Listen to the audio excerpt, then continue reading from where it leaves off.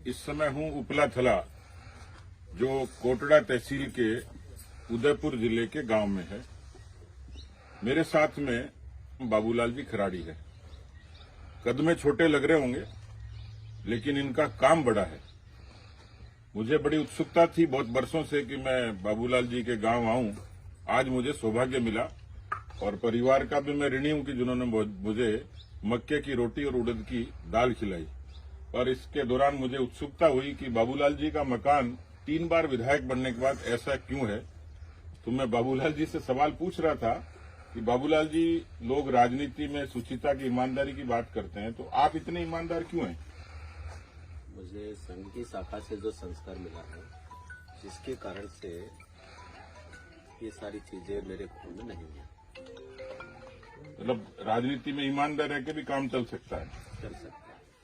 काफी लोग हैं जो आज भी देश में ईमानदारी से काम कर रहे हैं, जैसे हमारे प्रधानमंत्री जी नरेंद्र मोदी जी, अटल बिहारी वाजपेयी जी, अडवाणी जी, हमारा केंद्रीय तो जो भी है वो। ये सब आपकी प्रेरणा है? हाँ, और कोई प्रेरणा। इनको आपने देखा होगा बचपन से। राजनीति में कब से और क्यों है? राजनीति में संघ के कार्य से मुक्त करके 1987 से मुझे राजनीति का दायित्व दिया था, युवा मोर्चा का मंडल अध्यक्ष बनाते।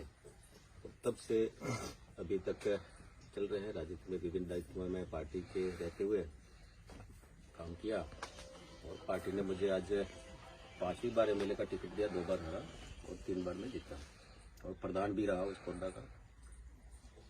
तो आपको राजनीति में काम करके अच्छा लगता है? लोगों के लिए, लोगों की सेवा है, जनता आप की संतुष्ट हैं कि जो भूमिका आपको है जनता के लिए, जनजाति के लिए आप काम कर रहे मैं हैं? संतुष्ट हूँ और जनता का भी मुझे आशीर्वाद मिलता है, मान सम्मान भी मिलता है और उससे मैं खुश हूँ।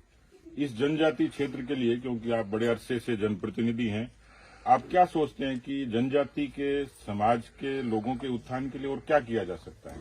क्या आपका सोचना, क्या आपका सपना क्या है कि मैं चाहूंगा इस हैसियत में कि ये काम और हम लोग करें? देखिए, ये पिछड़ा क्षेत्र है और जनजाति बाहुल्य है। एक तो यहाँ पर शिक्षा की अभी भी कमी है और कमी होने के बाद में जहाँ सरकारी नौकरियों में जहाँ तक अपन देखेंगे तो बहुत कम लोग सरकारी नौकरियों में हैं। कहीं कोई बाबू मिल जाएगा और कहीं अध्यापक मिल जाएगा और अब कुछ पटवारी हो गए हैं, लेकिन जो उच्च पदों पर जाना चाहिए वो वैसा नहीं हुआ है।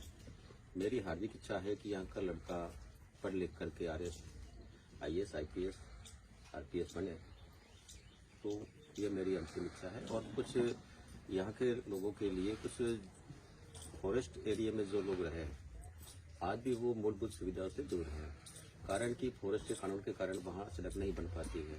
तो हमारे मन में एक चिंता है, जिसको हम बार बार सदन में भी उठाते हैं और पब्लिक में बोलते रहते हैं। मेरी नजर में लोग हीरो ढूंढते हैं, बाबूलाल जी मेरी नजर में रियल हीरो हैं।